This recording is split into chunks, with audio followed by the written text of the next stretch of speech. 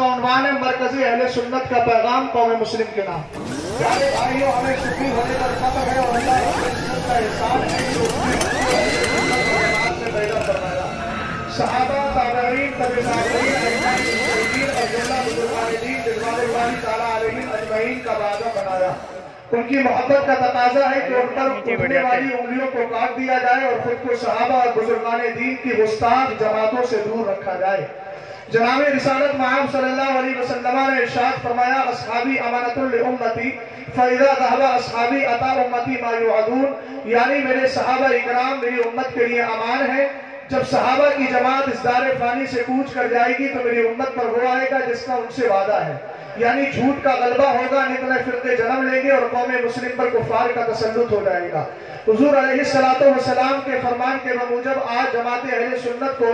چاروں طرف سے سب و شتم کا نشانہ بنایا جا رہا ہے، ان کے عقائد پر شبخون مارا جا رہا ہے۔ ایسے پرخطر دور میں علماء اہل سنت کا منصبی فریضہ ہے کہ اپنی ذمہ داری سے سبکدوش ہو اور اس حدیث پر نظر رکھیں۔ سرکار دو عالم صلی اللہ علیہ وسلم فرماتے ہیں، اذا ظہرت الفتن او البدع وسب اصحابی فلیظہر العالم علما فمن لم يفعل ذلك فعليه لعنة الله والملائكة والناس اجمعین ولا يقبل الله له صرفا ولا عدلا، یعنی فتنوں اور بدعتوں کے رونما ہونے اور صحابہ اکرام کو برا بھلا کہنے کے وقت عالم پر اپنے علم کا اظہار واجب ہے، ورنہ اس پر خدا، فرشتوں اور صالح لوگوں کی لعنت ہوگی اور اس کی فرض و نفل عبادتوں میں سے کوئی بھی قبول ہونے والی نہیں۔ ساتھ ہی عوام کی بھی ذمہ داری ہے کہ وہ اپنے ایمان و عقیدے کی سلامتی کے لیے ہمیشہ کوشاں رہے، اور خاص طور سے اس جملے پر توجہ دیجئے گا، اور نیوز چینلوں، ٹی وی، مووی اور سوشل میڈیا سے دین سیکھنے کے بجائے براہ راست علماء اکرام سے استفادہ کریں۔ طلاق ثلاثہ اور دوسرے دینی مسائل پر شرعی عدالت یعنی سنی دارالفتاؤں کے فیصلوں کو اپنا معمولی زندگی بنائیں۔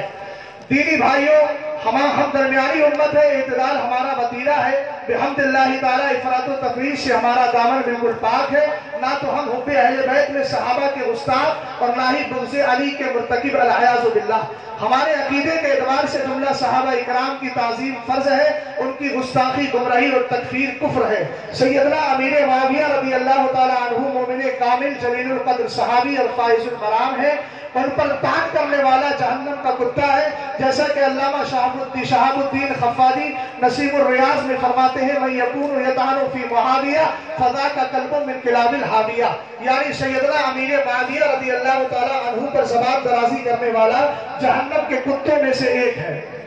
یوں ہی حضرات شیخین صدیق اکبر و فاروق اعظم رضی اللہ تعالیٰ عنہما یا ان میں سے کسی ایک کی شان پاک میں گستاخی کرنے والا گرچہ صرف اس قدر کہ ان کو خلیفہ برحق نہ مانے تو وہ فقہ حنفی کی معتمد و مستند کتب کی تصریحات پر مطلقاً کافر، جیسا کہ فتح القدیر میں ہے، فی الروافض من فضل علی علی الثلاثۃ فمبتدع وان انکر خلافت الصدیق اور عمر رضی اللہ تعالیٰ عنہما فهو کافر، یعنی رافضیوں میں سے جو حضرت علی کو خلفائے حضرت صدیق اکبر، عمر فاروق اعظم اور عثمان غنی رضی اللہ تعالیٰ عنہ پر فضیلت ہے تو وہ بدعتی ہے، اور اگر شیخین میں سے کسی ایک کی خلافت کا انکار کرے تو وہ کافر ہے۔ اب خاص طور سے یہ پیغام مذکورہ والا حدیث پاک اور علماء کرام کی تصریحات کی روشنی میں ہم حضور خواجہ غریب نواز رحمت اللہ تعالیٰ علیہ کی محبت اور اجمیر معلیٰ کا احترام اور مصطفیٰ صحابہ کا بھول کر رد کرنے والے سجاد گان سے اظہار ہمدردی کرتے ہوئے وہاں کے رافضی تبرعی نام نہاد خادموں کا بائیکاٹ کرتے ہیں۔ سبحان اللہ۔ اور ان خانقاہوں کا بھی ادب احترام کرتے ہیں، ان کی بھی تعریف کرتے ہیں جن خانقاہوں نے ان کا بائیکاٹ کیا، اور ساتھ ہی اور جو ان کے ساتھ اتحاد بنائے اس کو بھی اپنے تینوں ایمان کا دشمن جانتے ہیں،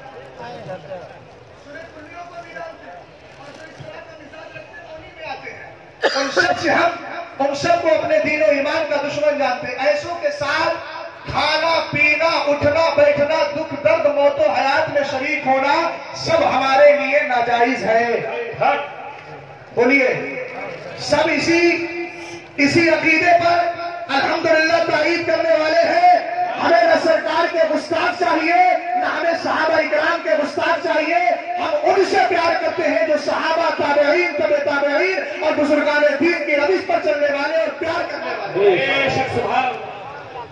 इन बददीनों से न कल हमारा कोई रिश्ता था और न आज है और न कभी हो सकता है। रब्बे कदीर इनके साए से भी हमको बचाए और ताकम मर्द मसलक के आला हजरत पर सबात कदमी अता फरमाए और इसी पर मौत नसीब फरमाए। आमीन बिजाही सैयदुल मुरसलीन फकीर मोहम्मद असजद रजा।